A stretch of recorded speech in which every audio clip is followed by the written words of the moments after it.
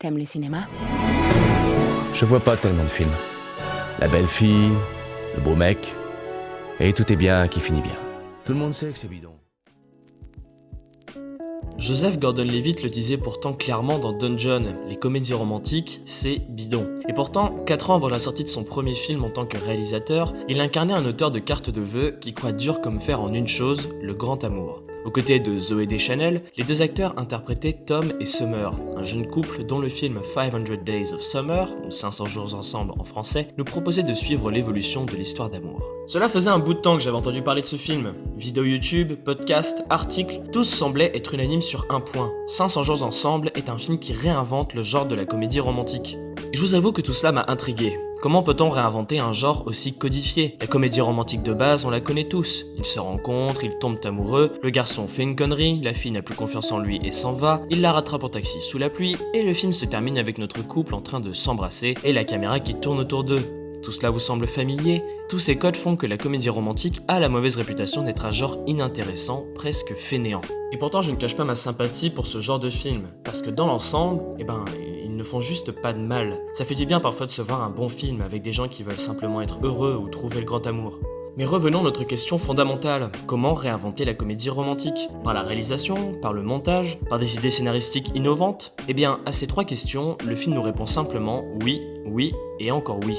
500 jours ensemble n'est pas qu'une comédie romantique, c'est un film visuel, bien découpé et qui nous transporte au cœur de la vie de couple. Et l'idée de découper le scénario en plusieurs jours précis de la relation entre Tom et Summer, le tout dans un ordre non chronologique, casse complètement les codes et donne au récit une sensation de réalité, en revenant sur le fait que la vie de couple, c'est un aller-retour permanent entre le présent et le passé. La blague que Tom faisait quand il a rencontré Summer ne la fait plus rire au bout de quelques mois de relation, son rire, ses yeux, sa petite tache de naissance, toutes les petites choses que Tom aimait chez Summer quand il l'a rencontrée le dégoûtent après qu'elle l'a quitté. Le fait de revenir précisément sur certains jours donne également au film de la substance au niveau du montage. Par la simple utilisation d'un ascenseur par exemple, le film passe en une fraction de seconde du bonheur à la dépression. Lorsque Tom monte dans l'ascenseur, il vient de passer sa première nuit avec Summer, et lorsqu'il en sort, elle vient de le quitter. En jonglant entre les jours, on passe d'une émotion à une autre très rapidement, et on finit par s'attacher très vite aux deux personnages.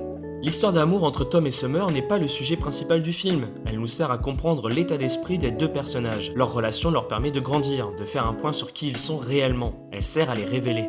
Tom et Summer ne sont pas des stéréotypes de comédie romantique, des personnages sans histoire, presque superficiels car uniquement présentés sous le prisme de l'amour qui les lie. Le film est clair avec nous dès le début, avec une voix off nous annonçant « Ceci est en effet l'histoire d'un garçon qui rencontre une fille, mais autant vous prévenir, ce n'est pas une histoire d'amour. » Et cette voix off, qui reviendra tout au long du film comme narrateur de l'histoire, a bien raison. Le film est une ode à la découverte de soi, au développement personnel. Il ne nous dit pas que l'amour n'existe pas, mais que les histoires d'amour nous permettent de savoir qui nous sommes.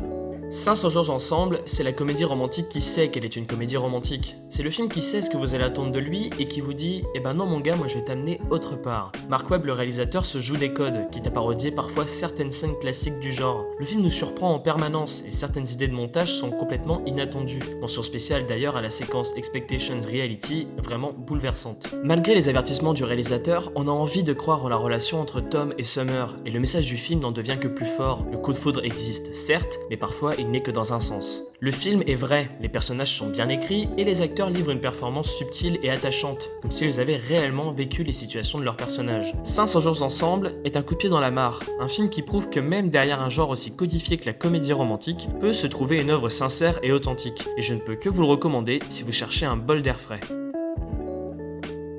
Merci d'avoir suivi ce premier épisode de la Reco d'Hugo, j'espère qu'il vous a plu. Comme vous l'aurez compris, ce podcast va vous parler de cinéma, des œuvres que j'ai pu voir récemment et qui m'ont beaucoup plu et que j'aimerais surtout partager avec vous. Si cet épisode vous a plu, n'hésitez pas à le partager. Quant à moi, il me reste à vous donner rendez-vous très bientôt pour une prochaine Reco.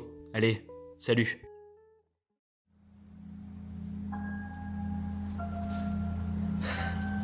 Ça fait chier. Réaliser que tout ce à quoi on a pu croire, finalement, c'est des conneries, ça fait chier. De quoi tu parles? Non, tu sais, le destin, les âmes sœurs, le grand amour, tous ces contes de fées, c'est pour les gosses. Ça veut rien dire. T'avais raison, j'aurais dû t'écouter. Non, Si, mais pourquoi tu souris comme ça? t'as... Quoi? C'est quoi ce regard que tu me fais? C'est parce que je vais te raconter. Un jour, J'étais assise dans un café, je lisais le portrait de Dorian Gray. Il y a un gars qui est venu vers moi. On a discuté du roman et maintenant c'est mon mari.